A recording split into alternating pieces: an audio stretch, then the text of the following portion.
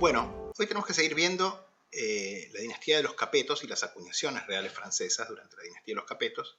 Si bien aclaremos que el término Capeto es una fantasía, si nosotros hubiéramos agarrado a cualquier rey medieval francés y le hubiéramos preguntado cuál era su apellido, digamos, hubiera sido muy extraña la situación porque en principio los apellidos tal como los entendemos modernamente no existían propiamente en la Edad Media y mucho menos para un rey.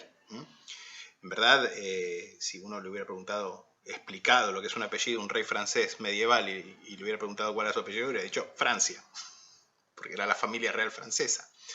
Y así se llamaban, de Francia, Casa de Francia, en realidad. En verdad, el término reyes capetos surge recién a la caída del antiguo régimen, porque cuando hubo que juzgar al último de los reyes del antiguo régimen, o sea, Luis XVI, durante la Revolución Francesa, que fue cuando él escapa, la Nuit de Varennes, y es arrestado y es juzgado por traición, le tenían que poner un apellido para juzgarlo, y le ponen Ciudadano Luis Capeto. Pero Capeto, básicamente, era el apodo del fundador de la dinastía, o sea, de Hugo Capeto. En verdad, vamos a ver que estos reyes Capetos de la línea original, que va a perdurar hasta el año 1328, y sus descendientes de las ramas y sus sucesores, mejor dicho, de las ramas cadete de la misma casa de los Capetos, digamos, se llamaban Casa de Francia, básicamente. Y justamente hoy vamos a ver, entre otros, a los tres grandes Capetos, porque hay tres reyes Capetos de esta línea original, de esta línea decana de los primeros reyes Capetos, que son descollantes por su importancia histórica, ¿no? Y por haber sido grandes contribuyentes a la expansión y unidad territorial y a la consolidación de Francia. Y el primero de estos grandes Capetos es Felipe II, apodado justamente por su grandeza Felipe II Augusto o Felipe Augusto. Bueno, Felipe fue un hijo tardío de Luis VII, habido con su esposa, con su tercera esposa, la reina Adela de Champaña, y de hecho estaban tan contentos los reyes que cuando nació este heredero fue consagrado a Dios, que era un acto de especial agradecimiento a Dios por haber dado el heredero.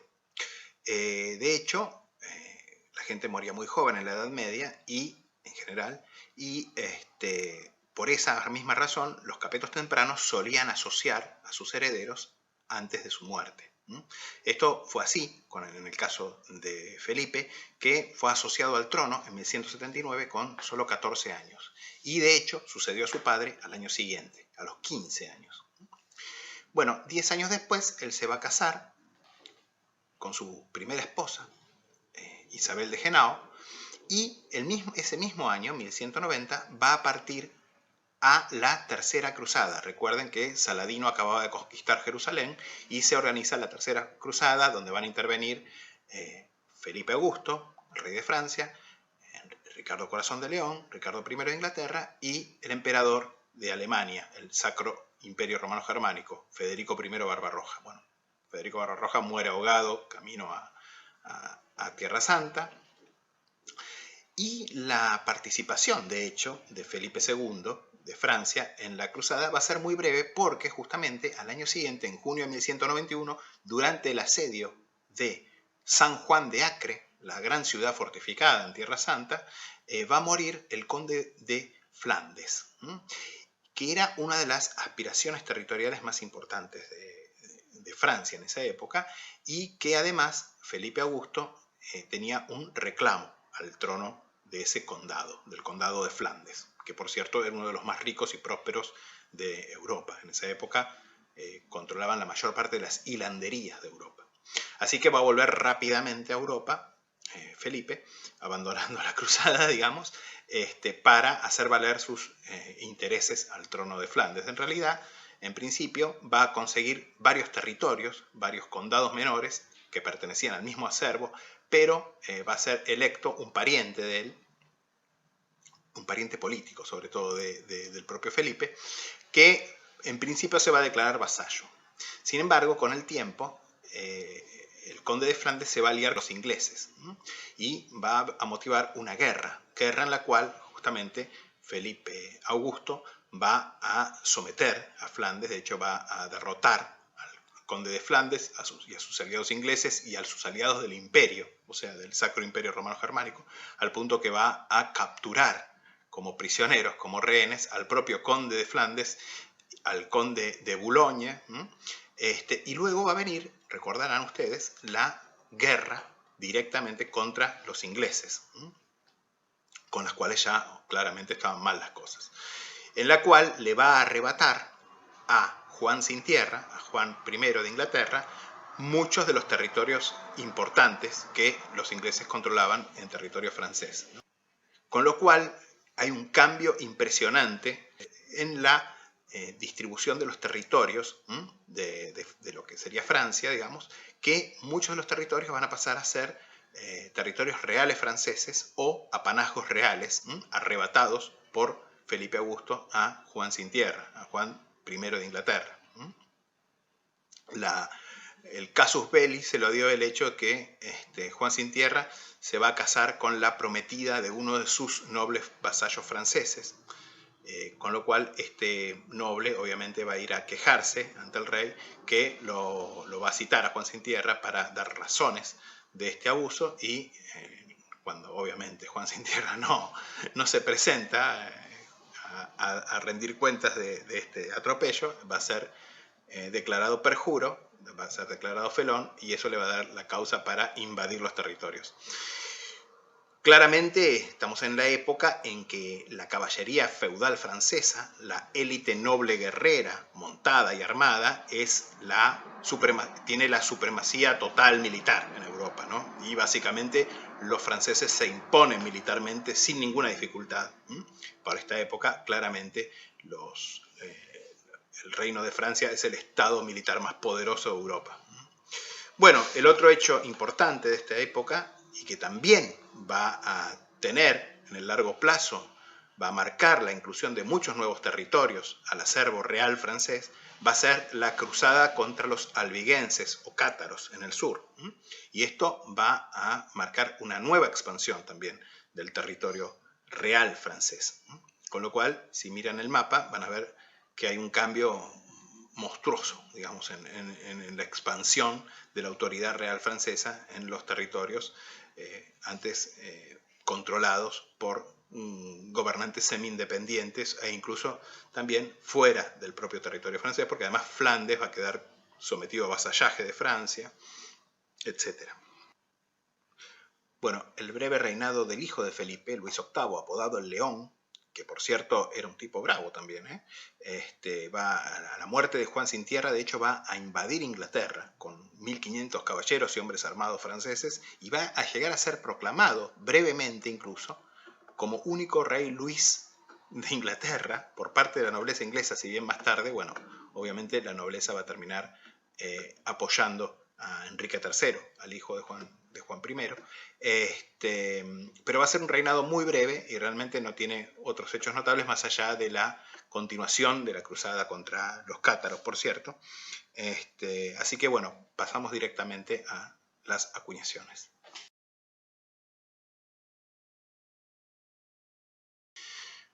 Bueno, obviamente, desde el punto de vista numismático, el hecho más notable, importante, del reinado de Felipe Augusto es la incorporación de la Turena y de la ceca de Tours, donde se acuñaba el denier tournois, que, como yo ya les expliqué, es la especie feudal más importante, que tenía extensa circulación en todo el noroeste y que básicamente va a quedar así incorporada al sistema monetario francés, que de hecho es el nacimiento del doble estándar monetario real francés, porque a partir de aquí Francia va a tener dos estándares monetarios, dos sistemas monetarios, podríamos decir. El sistema parisis, el sistema basado en la libra parisis y el marco parisis, y el denier parisis, que era el que venían acuñando, por supuesto, todos los capetos desde que eran no reyes, sino desde antes, desde que eran condes de París, con reajustes a la baja, que eso lo pueden ver en la clase de metrología, que publicamos esta misma semana. Y el sistema Tournois, basado en la libra turonesa, o sea, en la libra y en el marco turonés, el marco de Tours, y en el denier Tournois. Y estos dos sistemas van a sobrevivir en paralelo hasta la Edad Moderna, sobre la base de que un denier parisí valía 1 1/4 denier Tournois, o bien 4 denier parisís, para decirlo de otra manera, equivalían a 5 denier Tournois. Así que con Felipe Augusto asistimos al nacimiento del doble sistema monetario francés, del doble estándar del sistema monetario francés, Tournois-Parisí, ¿no? O mejor dicho, Parisí-Tournois, en orden de aparición, con el denier parisí, basado en la libra parisí y en el marco de Troyes o Troyes, como es la pronunciación moderna, ¿no?, de esta ciudad, dividido en 200 deniers a partir de esta época, y el denier Tournois basado en el marco turonés de unos 217,6 más o menos gramos, dividido en 16 sueldos de 192 denarios. Recuerden que el denier Tournois era originariamente, su valor era equivalente a 1/4 del sterling o penique inglés, que tenía mucha circulación en esta región porque justamente estaba en manos de los angevinos ingleses. Y bueno, si miramos primero el denier parisí, este va a tener siempre como tipo de anverso la titulatura del rey, escrita como, en este caso, ¿no?, Philippus Rex, y en el medio Franco, F-R-A-N-C-O, escrito a la boustrofedon, o sea, con las primeras 3 letras al derecho, digamos, y de derecha a izquierda, y las otras 3 letras, N-C-O, escritas de derecha a izquierda e invertidas. Y el reverso va a tener siempre la cruz con la seca escrita en torno. Bueno, las secas obviamente van a ser París, Arras, Arras, Saint-Omer, Péronne, Montreuil, Mosterol, etc. Por su parte, obviamente, la única seca designada para el denier Tournois va a ser la seca de Tours. Pero, en principio, porque en realidad hay un intento de introducir acuñaciones de este estilo en la seca de Reims, que era una de las 2 capitales de Bretaña. ¿Recuerdan? La otra es Nantes. Las secas que acuñan tipos locales o semifeudales van a incluir todavía Bourges, que sigue con el mismo tipo que el reinado anterior, Laon, que sigue bajo los obispos locales, y los señoríos de Issoudun y d'Ols, que pasan a acuñar sus tipos feudales ya a nombre del rey al quedar incorporados estos señoríos al acervo real. Por cierto, las secas bretonas de Rennes, Nantes y Guingamp además también van a producir tipos locales bretones a nombre del rey Felipe II Augusto.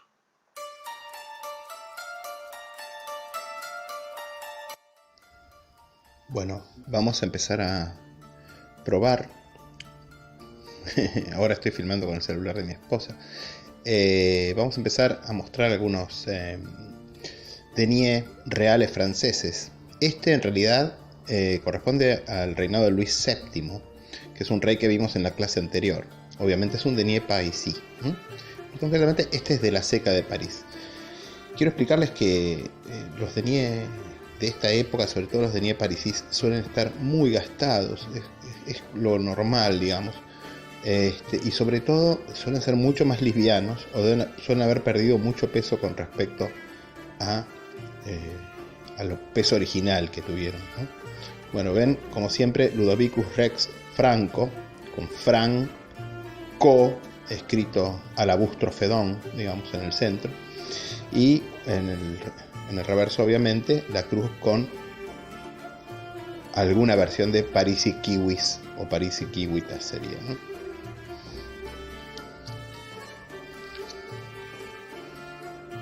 Obviamente muy similar. Este otro denier, este ya sí, de Felipe II Augusto. Básicamente es lo mismo. La única diferencia, obviamente, que dice Philippus. Pueden ver la P y la H y la I bastante bien. Philippus Rex y, como siempre, Franco. Rex Francorum, rey de los francos, todavía.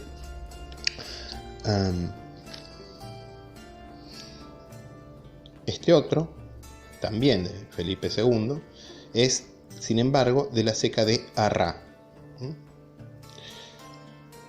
Pero básicamente lo mismo.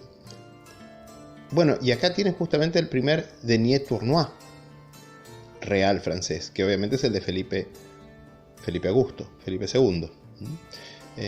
Que fue, obviamente, cuando Felipe conquista Tours y la Turena, y con ello San Martín de Tours, la abadía, va a ser declarado abad laico de Tours, con lo cual pasa a tener la autoridad directa sobre la ceca de San Martín de Tours. Y para cerrar esta primera tanda, un Denier, también Denier Tournois, atribuido a Luis VIII. Reinado muy cortito, 1223-1226. Yo ya les expliqué que en realidad estas son atribuciones que hacen mayormente los coleccionistas para poder completar la colección por rey. En la práctica simplemente son diferencias estilísticas que los separan de las acuñaciones de su hijo, Luis IX, que obviamente son mucho más extensas, mucho más largas, y que probablemente en realidad no sabemos cuándo se producen los cambios estilísticos, no tienen por qué coincidir con un rey, ¿no? Pero básicamente lo mismo, Ludovicus Rex Franco en el anverso y Turonis Kiwi siempre en el reverso. Que diga ceca de Tours no quiere decir que esta moneda haya sido acuñada en Tours, por cierto. Puede haber sido acuñada en cualquier taller real francés que produjera la moneda turonesa en esta época.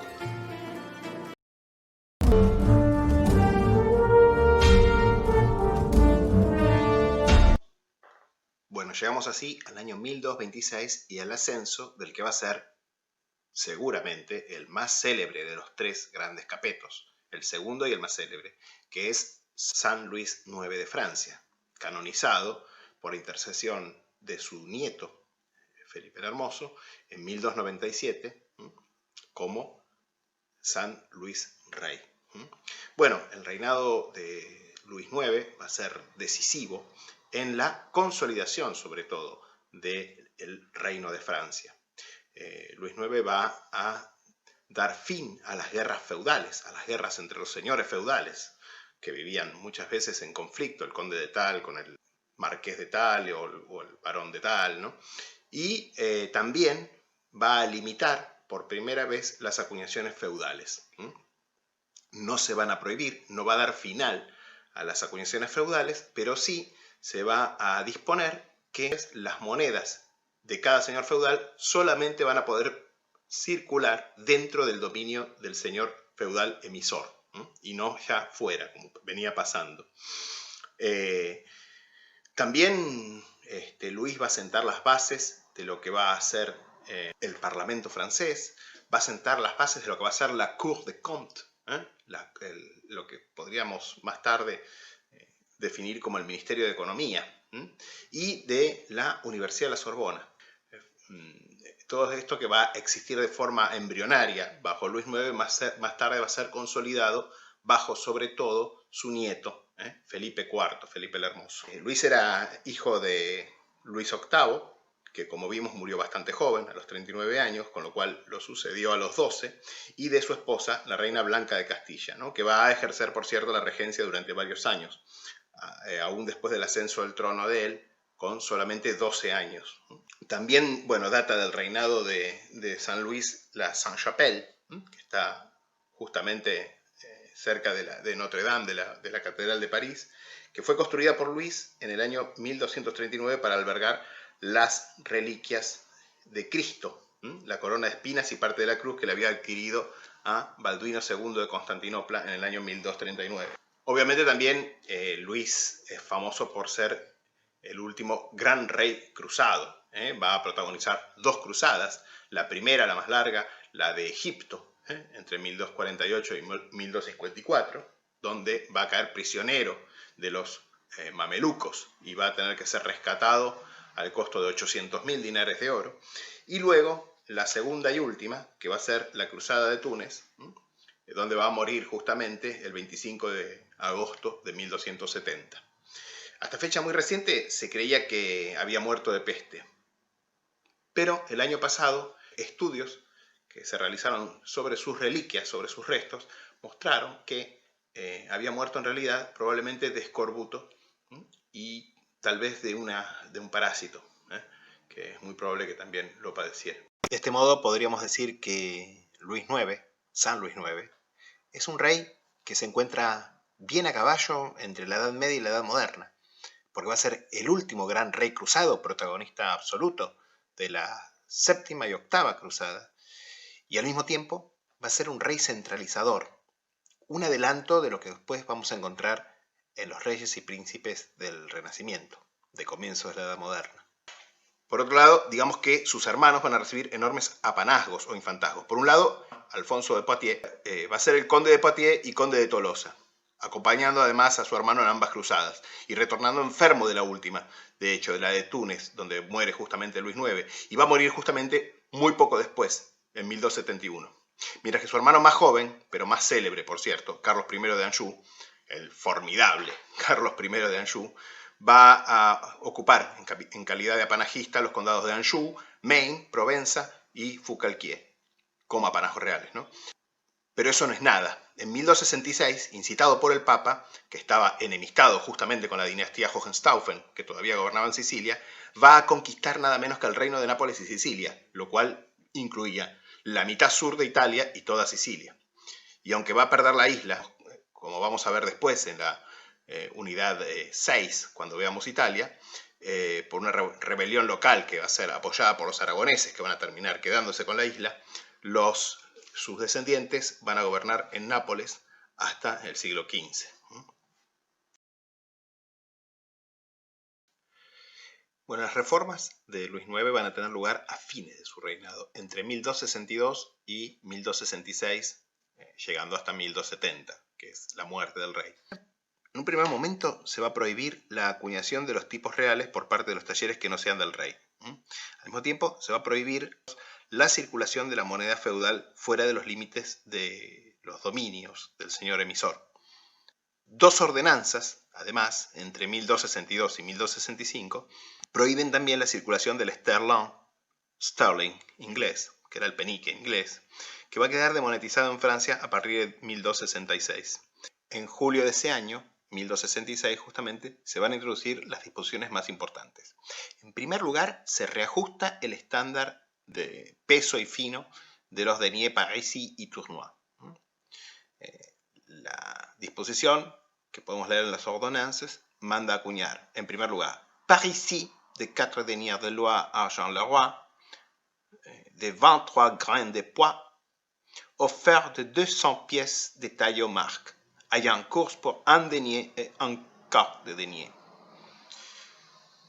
Tournois petit, à 3 deniers 18 grains de loi argent le roi, de 18 grains de pois, chacune pièce, offert de 246 pièces de taille au marque, ayant course pour un denier tournois pièce.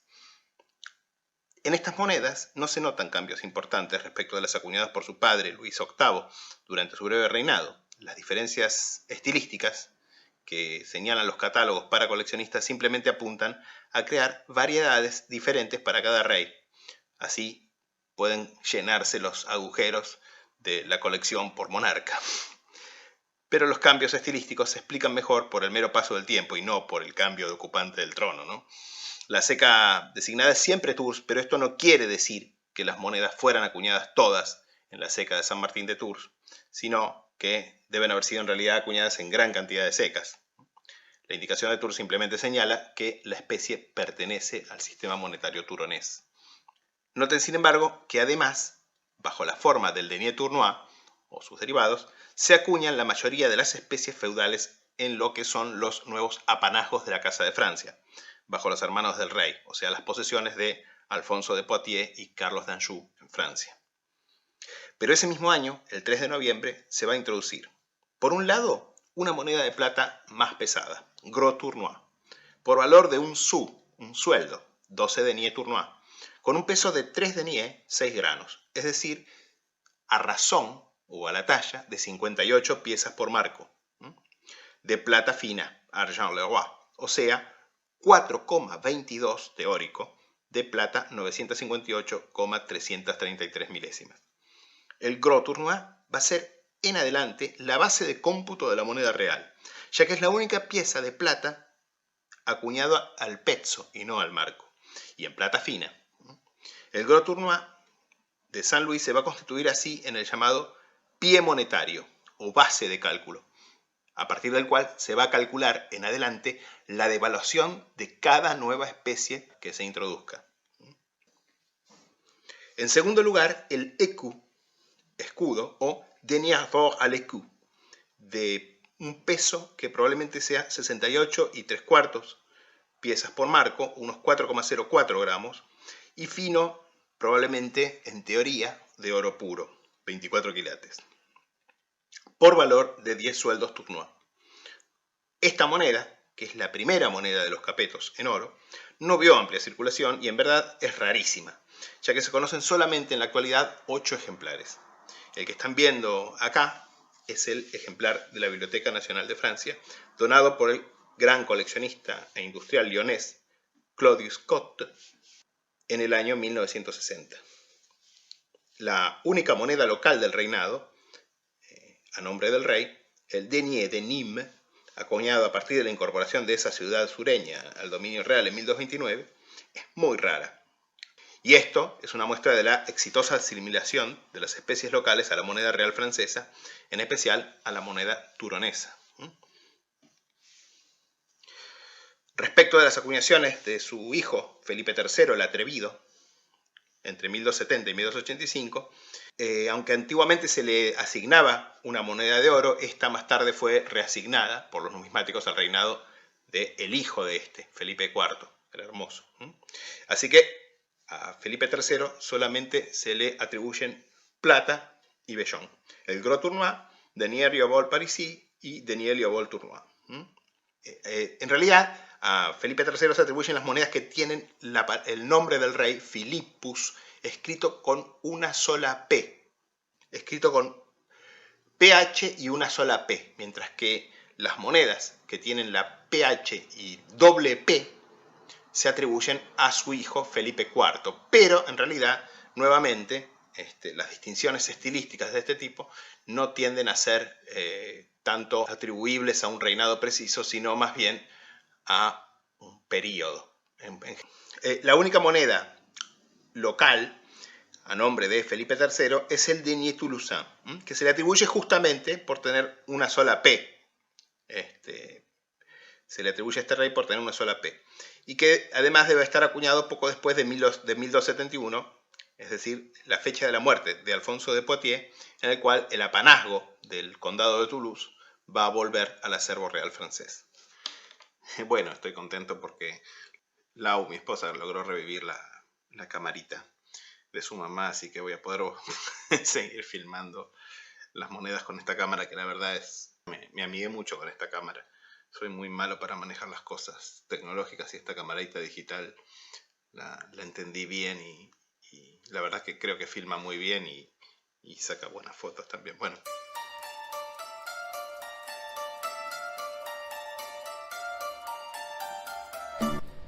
Bueno, antes de seguir mirando algunas monedas, vamos a comentar un poquito algo de bibliografía sobre la moneda real francesa.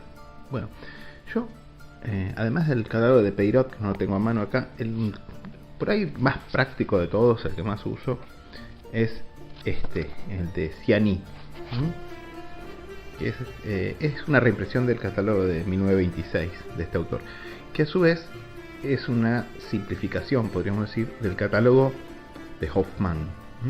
Hoffmann fue uno de los mayores catálogos, el de Hoffmann del siglo XIX, fue publicado en 1878. Ahora se los voy a mostrar. Lo que tiene bueno es que es muy práctico porque trae una moneda por tipo. Obviamente en general no atiende mucho a las secas. El de Ciani trae las ilustraciones del catálogo de Hoffmann, que son muy buenas, por cierto.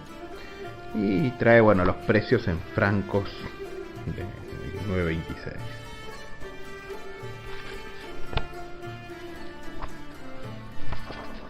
con una descripción somera. Bueno, acá tienen Felipe II Augusto, los distintos tipos de denier, etcétera. San Luis, bueno, muchas monedas atribuidas a San Luis en la época de Hoffmann y de Ciani, ahora se sabe que son falsas, por ejemplo, o son de otros reyes, pero muchas eran falsificaciones, algunas muy antiguas, hechas en el siglo XIX, XVIII, XIX, etcétera. Bueno, acá tienen justamente el primer Gros Tournois, el Gros de San Luis.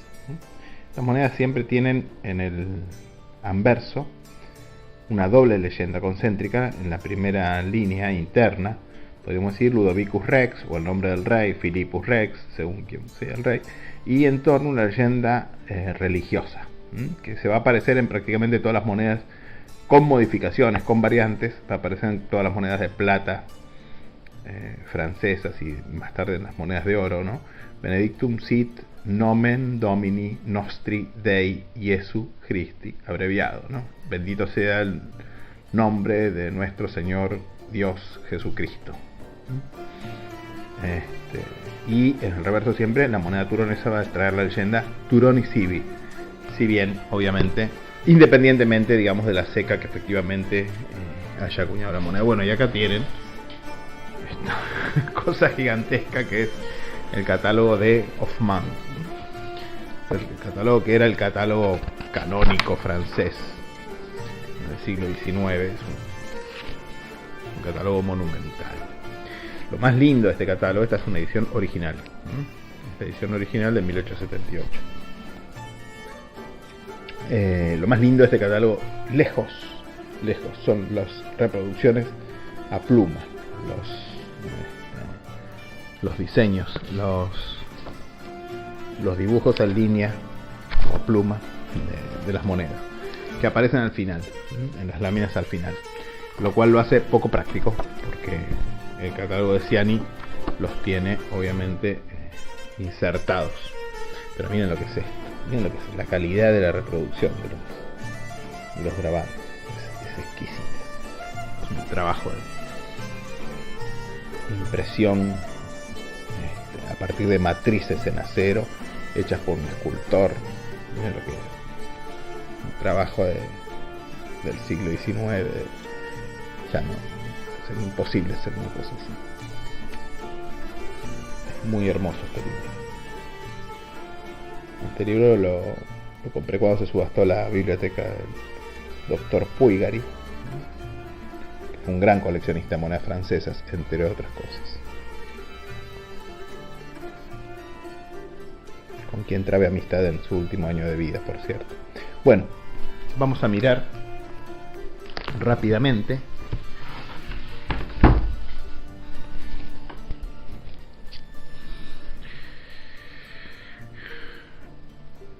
y acá tienen el Denier Tournois de San Luis, de San Luis 9.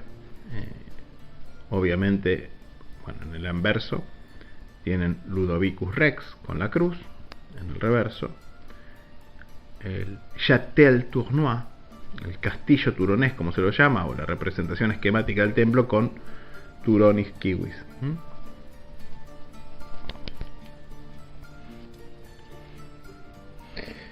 Bueno, y para concluir con esta primera parte, vamos a ver algunas monedas muy interesantes que son Denier Tournois acuñados para los infantazgos, para los apanazgos, de los dos hermanos menores de Luis IX, Alfonso de Poitiers, Alfonso de Francia, que va a morir justamente un año después, o al año siguiente, mejor dicho, de su hermano mayor, al volver de la cruzada de Túnez. En este caso, un denier del condado de Poitiers, justamente. En este caso, un denier del condado de Poitiers con Pictavenensis y el nombre de Alfonso como conde. Y otro más raro del condado de Riom, en Auvernia, también a nombre de Alfonso de Poitiers, con De Riomensis, en este caso el lado de la cruz, y el nombre del conde del otro lado.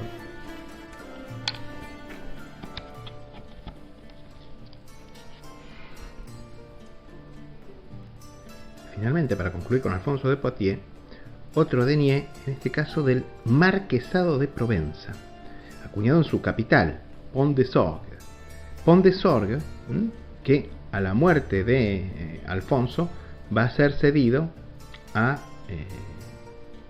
al Papa. Y en 1300 esta ceca va a ser reabierta y se va a convertir en la primera ceca, podríamos decir, post-carolingia papal. Las primeras monedas propiamente medievales tardías van a ser papales, van a ser acuñadas en esta ceca.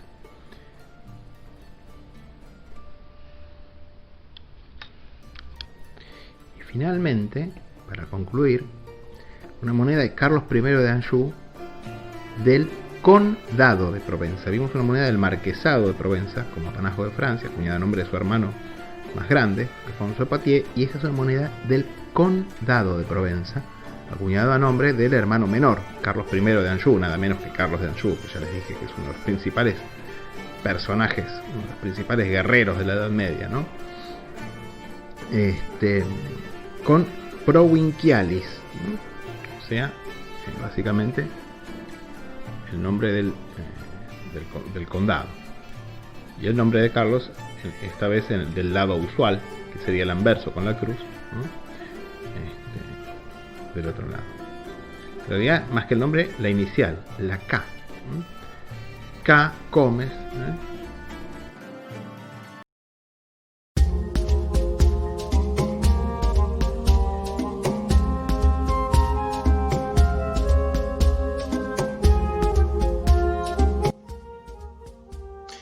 Y entonces llegamos al reinado de el último de los tres grandes capetos, el que para muchos es el más grande de los capetos, que es Felipe IV, Felipe apodado el Hermoso, Philippe le Bel, y que es el otro gran constructor de la unidad territorial de Francia durante la Edad Media.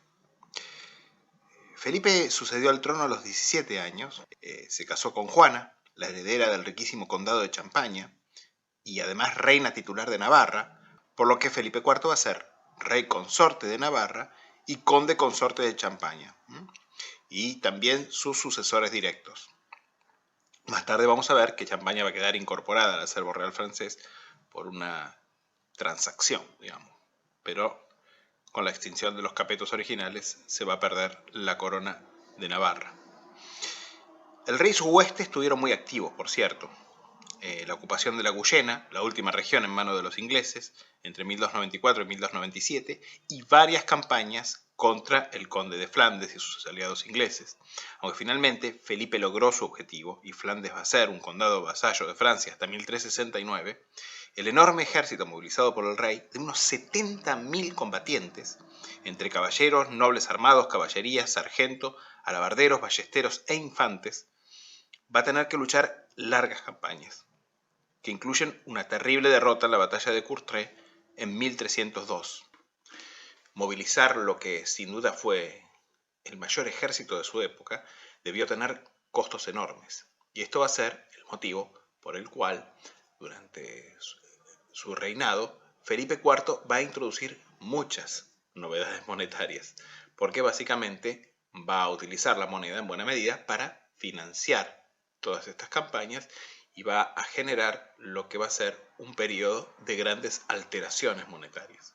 El obispo de Pamiers, Bernard Cessé, tiene el crédito de haberle aplicado los dos apodos con que es conocido este monarca: el de Felipe el Hermoso, Philippe le Bel, y el de Rey Falso Monedero, Le Roi Faux Monnayeur, o Rey Falsificador.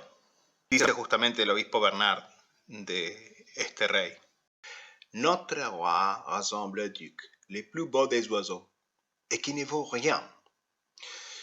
C'est le plus bel homme du monde, mais il ne sait que regarder les gens fixement, sans parler.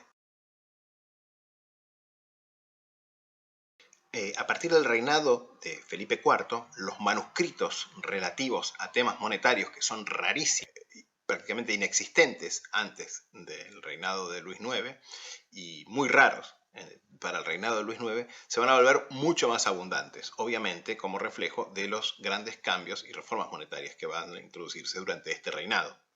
Inicialmente, el rey va a recurrir, bajo amenaza de quebrar la moneda, a empréstitos a los ricos burgueses. El primero en 1294 por 630.000 libras, lo que no es obstáculo para que menos de un año después, en marzo del año siguiente, 1295, se produzca la primera devaluación, que viene precedida de las medidas preparatorias usuales: prohibición de la exportación de metales preciosos, prohibición de la tenencia de platería por valor de mayor a 6.000 libras, aquellos que las tengan van a tener que llevarla de inmediato un tercio de lo que posean a la casa de moneda más cercana para conversión en especie. Pero la devaluación solo afecta a las especies de vellón, el denier parisí y el denier tournois, y a la moneda de cuenta. El gros tournois, el gros introducido por su abuelo, Luis IX, va a quedar intacto, simplemente que ahora va a ser retarifado por valor de 15 deniers tournois, o sea, un sou parisí. En esta época se va a introducir el medio gros, la mitad del gros tournois, que se llama meille blanche. Meille es el término francés para referirse también alternativamente al obol, o sea, viene de meille, de mitad, o sea, la mitad, que obviamente es llamada meille blanche para distinguirla de la meille u obol de vellón. Parvus turonensis argenti en latín, en los textos de la época, o sea, pequeño tornés de plata, y que va a tener inicialmente, con su introducción, un valor de 7,5 deniers tournois.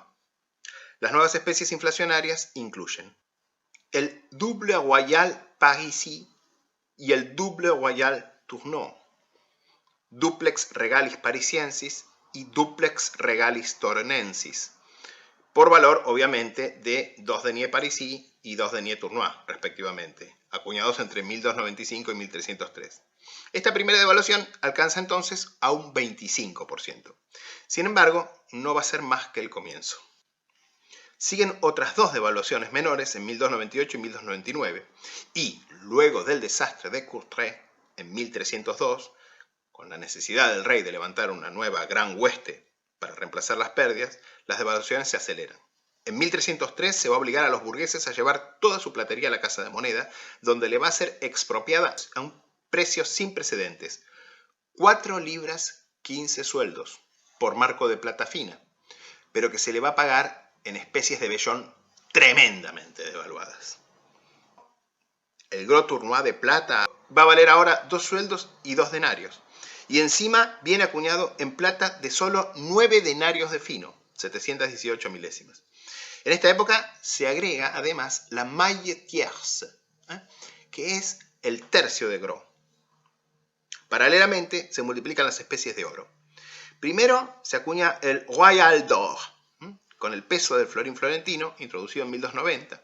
Luego la chaise d'or, la silla de oro, también conocida en las referencias de la época en latín como florenus ad cathedram, con peso doble del anterior, entre 1303 y 1306.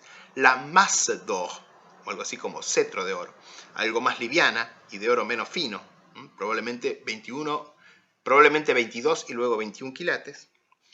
El Petit Royal o Mantelet d'Or, 1305.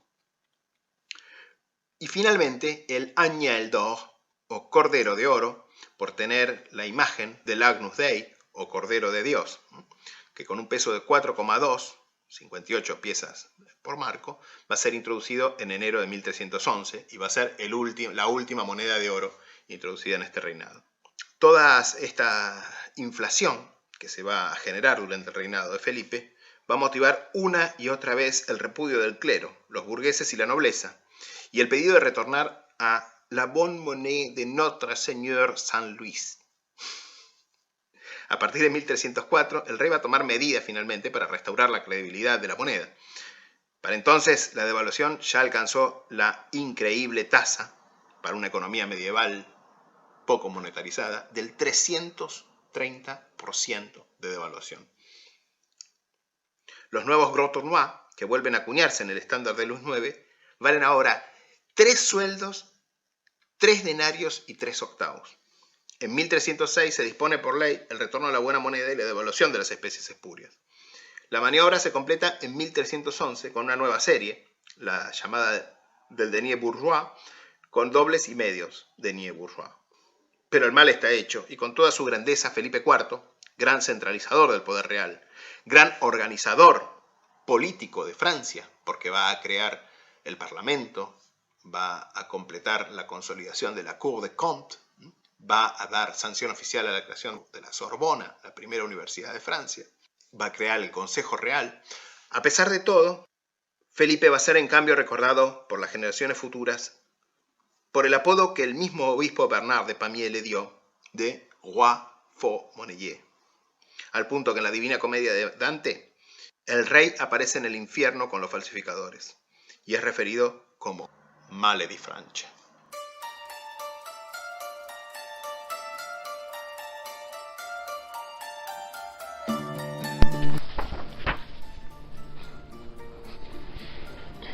Bueno, siguiendo con las monedas reales francesas y ahora pasando a las acuñaciones de Felipe IV, acá les presento, bueno, el Gros Tournois.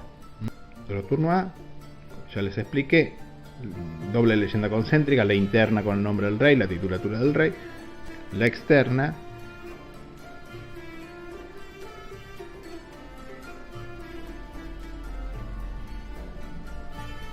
con la inscripción religiosa Benedictum sit nomen Domini nostri Dei Iesus Christi. Y reverso Turonus Kiwis, una moneda muy bien ejecutada, por cierto. Fíjense, del Gros Tournois de Felipe IV hay dos variantes, o dos variedades que se atribuyen a su reinado.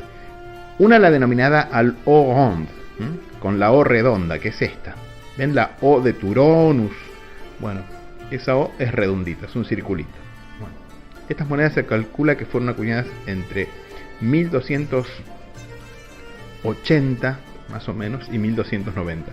O sea que en verdad podría ser una moneda también de Felipe III, del padre de Felipe IV. Y las otras, las llamadas a l'O long, con la O alargada. No sé si tengo... Sí. Acá tengo, por ejemplo, un denier tournois a l'O long. Tiene la O alargada. No sé si llegan a verlo, pero ya no es un circulito, sino que es ovalada la O. Bueno, estas monedas se calculan acuñadas entre 1285, 90, 95, por ahí. O sea, es un segundo periodo. Como siempre les digo, las distinciones estilísticas suelen ser más atribuibles a un periodo de años, no exactamente un reinado. Bueno, la moneda obviamente es muy similar y fíjense, acá tienen además un obol tournois. El obol tournois, que es la moneda de medio denier tournois. Fíjense qué pequeñita, es un denier tournois.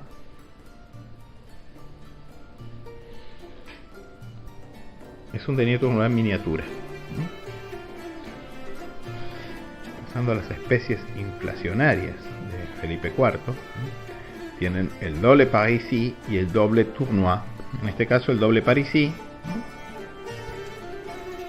Esta moneda conserva la pátina original del hallazgo, nunca fue limpiada, lo cual tiene hasta como manchas como de óxido, probablemente estaban en alguna clase de caja de metal, de hierro, o fue encontrada con algún objeto de hierro que se oxidó. Tiene la pátina parda típica de los hallazgos.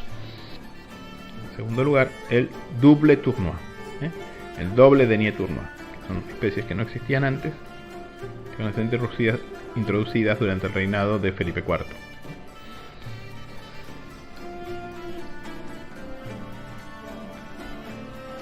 Finalmente, para concluir, de la serie del denier bourgeois de 1311, a partir de 1311 y hasta el fin del reinado, tenemos solamente como ejemplo el demi bourgeois, el medio denier bourgeois,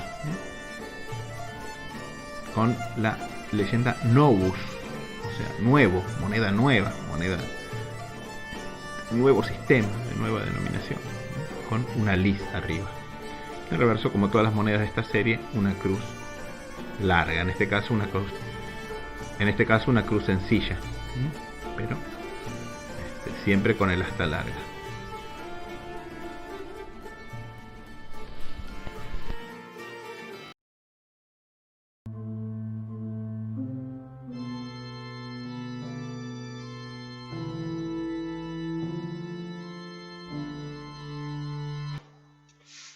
Felipe IV va a ser el último de los 3 grandes capetos y el primero de los llamados Reyes Malditos, un apelativo que en buena medida fue recogido por el autor, el novelista Maurice Druon, en su serie de novelas históricas Les Rois Maudits, que tiene una leyenda atrás que es bastante escalofriante, que son los últimos reyes capetos de la línea directa. En verdad, entre las medidas que va a tomar Felipe IV para estabilizar la moneda, va a estar la de expropiar y expulsar a, primero, los lombardos en el año 1291 y luego a los judíos en el año 1306. Obviamente, medidas oportunistas, ¿no?, que simplemente apuntan a engrosar el tesoro real. Pero los más ricos de todos, probablemente, eran los caballeros de la Orden del Temple, los conocidos templarios. El viernes 13 de octubre de 1307, una razzia conducida por los soldados del rey va a arrestar por sorpresa a todos los templarios en Francia, que van a ser puestos bajo tortura a fin de hacerles confesar sacrilegios, adoración de ídolos, apostasía, besos infames, homosexualidad. Para el proceso, Felipe va a contar con el apoyo de su acólito, el Papa Clemente V, un francés que él mismo hizo llegar al papado, y que va a ser el primer papa que va a reinar desde su sede en Francia, en Aviñón. El Papa va a disponer el pase de los bienes de la Orden del Temple a la de los caballeros hospitalarios, pero Felipe IV va a disponer la expropiación de una buena parte de los mismos, con la excusa de cubrir los costos del largo proceso judicial contra los templarios, que se saldó con el pago por parte de los hospitalarios con la suma fantástica de 200.000 libras. En marzo de 1214, luego de que más de medio centenar de otros miembros de la orden fueran quemados vivos, sus líderes, el gran maestre Jacques de Molay y Godofredo de Charnay, son ejecutados del mismo modo en un auto de fe. Y ahí es cuando surge la leyenda. Según la tradición, el gran maestre Jacques de Molay, al tiempo de arder en la pira, condenado en auto de fe, va a gritar: Pape Clément, Chevalier Guillaume, Roi Philippe, avant un an je vous cite apparaître au tribunal de Dieu pour y recevoir votre juste jugement. Maudits, maudits, maudits, tous maudits jusqu'à la 13e génération de vos races. Sea cierta o no esta maldición, el Papa Clemente V va a morir a los 50 años, un mes después de que esas palabras fueran pronunciadas. Felipe IV lo va a seguir a los 46 años, luego de 29 de reinado, el día 29 de noviembre del mismo año. Con esto se cumplía la maldición del gran maestre, que lo citó a rendir cuentas ante Dios antes de fin de año. Pero lo más notable es que la dinastía de los capetos originales, es decir, la encarnada ahora por los descendientes directos de Felipe IV, de más de 3 siglos de antigüedad, se va a extinguir abruptamente. En principio nada parece indicarlo. Felipe IV tiene 3 hijos, sanos, varones, y los 3 legítimos. Felipe va a ser sucedido por su hijo mayor, Luis X el Obstinado, Louis le Hautain, rey de Francia y Navarra, quien va a volver a admitir a los judíos en el reino. Pero Luis va a morir apenas un año y medio después, en junio de 1316, de neumonía, a la edad de solo 26 años. Afortunadamente, su esposa, la reina Clemencia, hija del rey de Hungría, está embarazada y en noviembre va a dar luz a un hijo, un heredero varón. El 15 de noviembre nace así Juan I de Francia, que va a vivir y reinar solo 5 días.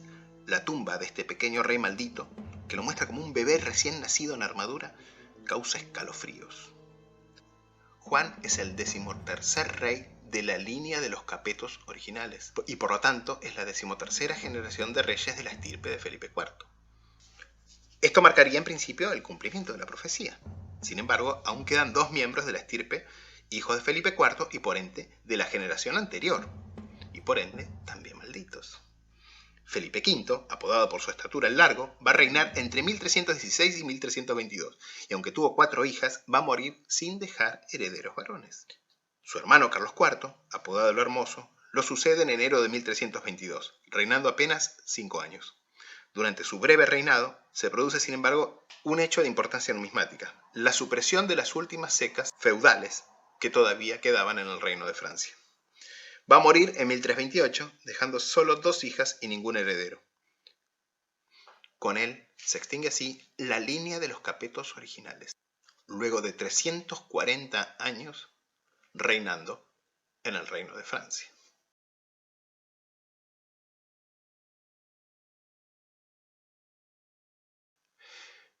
Bueno, las acuñaciones de los sucesores de Felipe IV, estos últimos reyes capetos directos, los reyes malditos, van a seguir en buena medida el patrón del último periodo de acuñaciones de Felipe IV. En principio, Luis X va a continuar en su breve reinado con la acuñación en oro del Agnel d'Or, del Cordero de Oro, si bien se cree que no acuñó el Gros Tournois, pero sí la Maille Tournois o su mitoine, que no había sido producida bajo Luis IX y que, aparecer el nombre de Luis, se atribuyen obviamente a Luis X. Sus deniers solo pueden diferenciarse de los de Luis IX en base a su estilo. Del reinado de su hijo y sucesor, Juan I, obviamente no se conocen monedas, duró 5 días. Para representarlo ponemos esta medalla de Dacier, el célebre grabador del siglo XVIII, que estuvo activo tanto en Francia como en la corte de la zarina Isabel de Rusia, donde grabó cuños para rublos de plata e imperiales de oro. Para el reinado de su tío y sucesor, Felipe V, de poco más de 5 años, tenemos bastantes más acuñaciones, obviamente. En oro, como siempre, se acuñó el Cordero o Agnel d'Or. En plata, el Gros, muy parecido al de su padre homónimo, Felipe IV, solo distinguible por estilo. En vellón se vuelve a acuñar el Parisis y su Maille, el Tournois y su Obol. Carlos IV, por su parte, el último de los capetos directos, va a introducir varias novedades interesantes en su reinado, motivadas en buena medida también por mutaciones monetarias tendientes, obviamente, a devaluar la moneda y mejorar el rendimiento de las finanzas. Además de acuñar inicialmente también el Cordero de Oro, va a crear una nueva pieza del mismo metal y del mismo peso, el Royal d'Or, introducida en 1326, con su mitad también, el demi royal, mucho más rara. En plata se acuña el Gros Tournois, muy escaso por cierto en su nombre, y su mitad, la Maille Blanche, bastante más común. Esta denominación, la Maille Blanche, se acuña en 3 emisiones con distintos grados de pureza y distinto estándar de peso. En vellón además se va a acuñar el doble Parisis, el Parisis, conocido como Parisis Noir, Parisis negro por su escaso contenido de plata, y su Maille Parisis, o medio denier, junto con la Maille Tournois, pero no así el denier.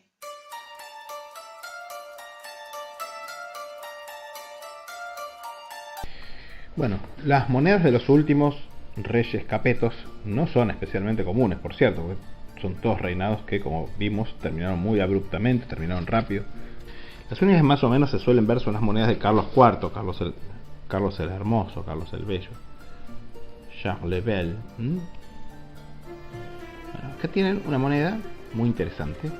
Esta moneda, ustedes por ahí no tienen una visión del tamaño tan exacto, pero pueden darse cuenta que es mucho más chica que un Gros Tournois.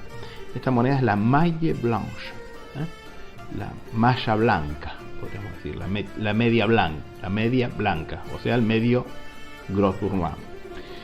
Carlos IV también, como su padre, Felipe IV, que tenía el mismo apodo que él, por cierto, Felipe IV el Hermoso, Carlos IV el Hermoso, jugó también con las devaluaciones, por cierto, y de hecho de esta moneda, de la Maille Blanche, se conocen 3 emisiones con distinto contenido de plata y distinta ley y distinto peso, y distinto estándar de peso. En este caso, esta es una moneda de la segunda emisión, concretamente, fechable en el año 1324, y el peso teórico era de 1,88 gramos y estaba acuñada en plata de 878 milésimas, o sea, no 958,333, sino 878 milésimas. Fíjense, Carolus Rex, ahora dice en el medio, la típica leyenda religiosa en torno, Benedictus id nomen Domini, bla bla bla, más abreviada que en el Grotournois porque hay menos espacio, con la cruz en el centro, y en el reverso, en lugar de Turonus Civis, Francorum, completando la leyenda de Anverso que dice Carolus Rex Francorum, o sea, Carlos rey de los francos. La última moneda de el último de los reyes malditos, de los capetos directos que va a reinar hasta 1328, es el double parisis, el doble denier parisis, que ven acá que en esta época siempre tiene una corona. Esta es una moneda de la segunda emisión. Esta es una moneda de la segunda emisión, que es la más común, que la marca distintiva es el anillito que ven debajo de la corona, ¿lo ven? Con Carolus Rex.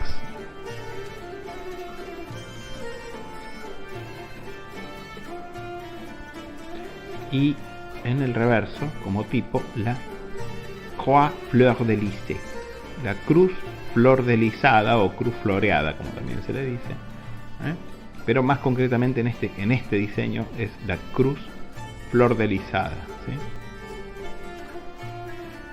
La inscripción es siempre, comenzando desde la crucecita, que es la marca inicial, moneta duplex, o sea, moneda doble, para distinguirla del parisis simple, del parisis sencillo, porque esta es una moneda de 2 deniers,